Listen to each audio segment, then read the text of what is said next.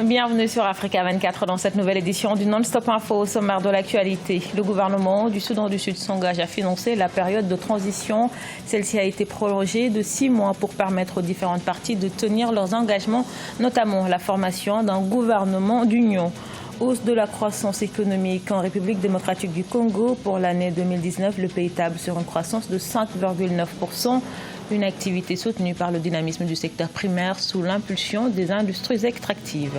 Et puis retour sur la 3e édition du tournoi international Curtus ITF Junior à Abidjan, Côte d'Ivoire. Cette compétition réservée aux adolescents a pour but de permettre aux joueurs d'acquérir des points ITF pour gravir l'échelon mondial. Le Soudan du Sud sort peu à peu la tête de l'eau après plusieurs mois d'appel à l'aide pour la mise en œuvre du dernier accord de paix et quelques ajustements. Le gouvernement se dit en mesure de financer la période pré-transitoire. Celle-ci a été prorogée de 6 mois pour permettre aux différentes parties prenantes de tenir leurs engagements. Corinne Kamsefem et Marcel Farbamaroun.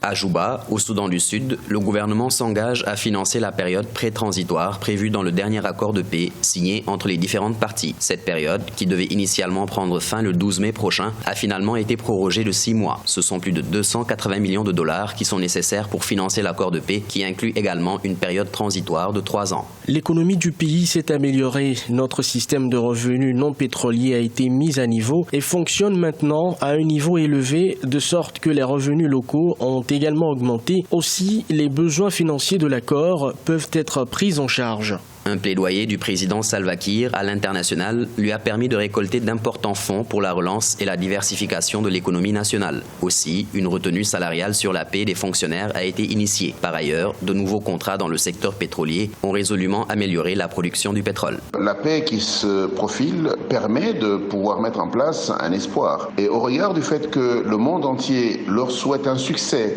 contrairement à ce qui se passe au Soudan, tout le monde a tendance à peindre leur situation avec un peu plus d'optimisme. Il y a aussi que leur pétrole finalement va devoir leur servir. Il est important que ce pays se dote d'un plan stratégique de développement, mais également que la gouvernance soit exemplaire. La paix, la gouvernance, ça peut donner des performances. Durant la période pré-transitoire, le gouvernement compte procéder à l'unification des différents groupes armés, une reconfiguration territoriale avec un tracé des États régionaux et la mise en place d'un gouvernement d'union nationale sont également prévues.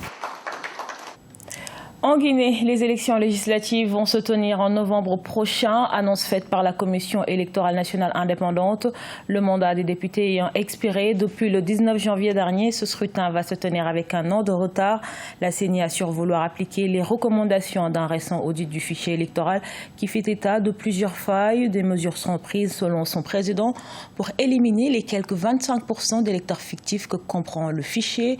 Quant au budget de ce scrutin, l'instance électorale n'a à ce stade pas encore établi de manière concrète le coût nécessaire à l'organisation de ces élections. Irrécevable, c'est le verdict qu'a rendu le tribunal de première instance de Libreville au Gabon concernant la requête introduite par Appel à Agir. Le collectif demandait une expertise médicale du président gabonais Ali Bongo Ondimba, un examen qui, selon les membres de la société civile, devait mettre fin au débat sur la capacité au chef de l'État à diriger le pays après son AVC. Nélé Claude Bessa et Siam Le Victoria Seti. Au Gabon, le tribunal de première instance de Libreville a jugé irrecevable la requête du mouvement citoyen dénommé Appel à Agir. Le 28 mars 2019, le mouvement citoyen avait saisi la justice pour réclamer la mise en place d'une commission médicale devant déterminer la capacité du président Ali Bongo Ondimba à exercer pleinement ses fonctions. Selon ce mouvement, le chef de l'État ne serait plus capable de diriger le Gabon suite aux conséquences de l'accident vasculaire cérébral dont il a été victime le 24 octobre 2018.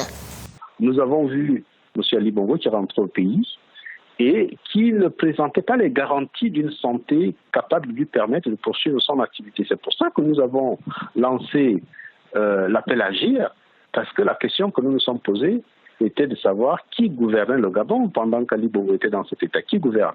Le tribunal de première instance affirme que les requérants qui ont formulé cette requête n'ont pas qualité pour agir. Le gouvernement ou à défaut les 2 membres du Parlement peuvent saisir la Cour constitutionnelle en vue de constater la vacance de la présidence de la République ou l'empêchement définitif de son titulaire. Pour l'opposition, cette décision de la justice vient renforcer le doute sur la capacité du président à diriger le pays.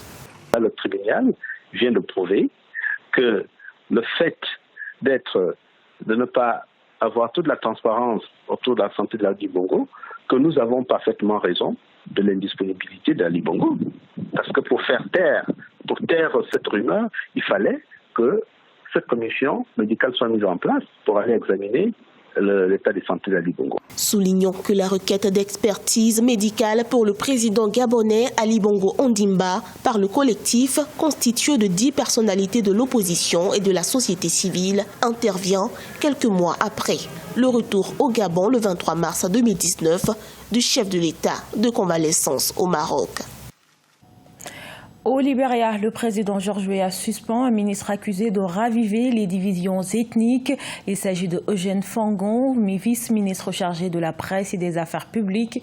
À noter que plusieurs partis d'opposition ont appelé à une grande manifestation le 7 juin prochain. Ils réclament que le chef de l'État démissionne ou trouve une solution aux souffrances de la population. Le sénateur avait appelé sur les réseaux sociaux à ne pas participer à cette manifestation. Rassemblement qui, selon le ministre, est organisé par l'élite américano-libérienne dite Congo. Également dans l'actualité, bonne prévision de croissance en République démocratique du Congo. Le pays table sur une croissance économique de 5,9% en 2019.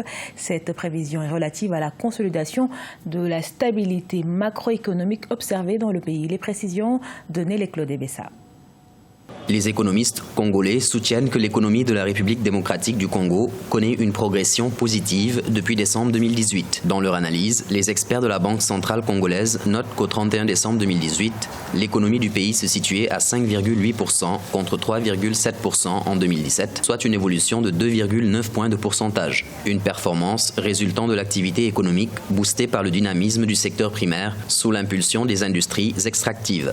On attribue aujourd'hui l'embellie de l'économie congolaise à 4 facteurs. Il y a d'abord le facteur politique qui est très important parce que les élections qui marquent l'ouverture d'une nouvelle ère au Congo. Vous avez également tous les progrès qui ont été enregistrés dans la sécurisation de la partie centre et de la partie est du pays et la maîtrise de l'épidémie attribuée au virus Ebola. Le début de diversification, notamment dans le secteur productif. La croissance et la consolidation de la stabilité macroéconomique observée depuis décembre 2018 ont imposé aux nouvelles autorités d'engager davantage des réformes, notamment en vue d'une plus grande mobilisation des recettes pour financer les infrastructures et autres investissements d'accompagnement. Le pays table déjà sur une croissance économique de 5,9% pour le compte de l'année en cours. L'enjeu principal, c'est celui de la diversification de l'économie. Il faut commencer une première transformation au niveau du secteur primaire. Ensuite, l'amélioration du climat des affaires. Il y a également des efforts à faire au niveau de la facilitation à faire des affaires, au niveau de la création d'entreprises, au niveau de tout ce qui concerne les blocages administratifs. Pour l'heure, l'environnement économique en République démocratique du Congo reste marqué par l'attente du renforcement de nouvelles institutions de la République issues des élections présidentielles, législatives, nationales et provinciales. À la page sport, la 3e édition du tournoi international de tennis circuit ITF Junior s'est déroulée du 30 avril au 5 mai à Abidjan, en Côte d'Ivoire. 27 pays ont pris part à cette compétition réservée aux jeunes joueurs de 13 à 18 ans. Pour cette édition 2019, l'Afrique s'en sort avec un trophée grâce à un jeune béninois, 207e au classement mondial junior. Reportage de notre correspondant Olivier Diakoto. Le Béninois Sylvestre Monou et la Française Maëlie Monfils remportent à Abidjan le dernier tour de l'édition 2019 du tournoi de tennis circuit ITF Junior. Le premier s'impose face à Cosnay de la France 6-4, 6-4 et la seconde prend le dessus sur une autre Française Raki 2-7-1. Je suis classé 207 mondial. Mon souhait est que d'être parmi les top 100 à faire les Roland Garros, les Wimbledon, les US Open cette année. J'ai eu peut-être un plus gros mental et du coup, je ne me suis pas laissé faire par rapport au score.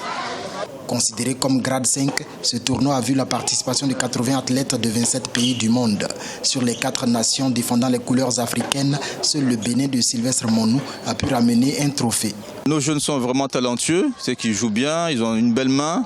Le problème, c'est qu'il manque de compétition. Il n'y a pas suffisamment de tournois en Côte d'Ivoire et en Afrique en général. Et puis aussi d'encadrement.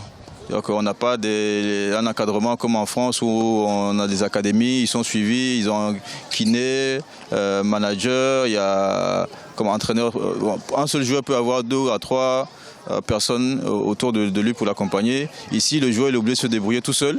La 4e édition du tournoi de tennis en circuit ITF Junior est prévue pour avril 2020 avec pour objectif de l'élever au grade 3, ce qui permettra aux meilleurs athlètes de tennis du monde d'y prendre part pour améliorer leur rang mondial.